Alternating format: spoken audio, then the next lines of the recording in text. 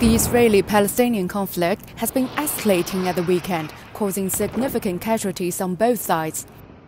Israeli sources said that in the surprise attack, almost 3,000 rockets had been fired into Israel by Islamic resistance movement since the early hours of Saturday. Israeli officials said Hamas also held some Israeli civilians and soldiers as hostages. In response, the Israeli military conducted tens of airstrikes against Hamas targets in the Gaza Strip over the day. Israeli Prime Minister Benjamin Netanyahu announced Saturday that Israel is in a state of war and ordered a full mobilization of reserves. Meanwhile, Palestinian President Mahmoud Abbas held an emergency meeting with senior officials, emphasizing the right of the Palestinian people to defend themselves against Israeli forces and settlers.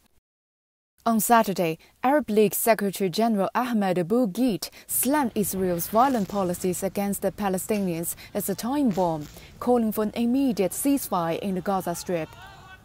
Meanwhile, Egyptian President Abdel Fattah el-Sisi and his French counterpart Emmanuel Macron held phone talks on Saturday, during which they discussed regional and international efforts to contain the ongoing deadly conflict in the Gaza Strip. The Egyptian president said that Egypt has extensively contacted the Israeli and Palestinian sides as well as international and regional parties to contain the current escalation.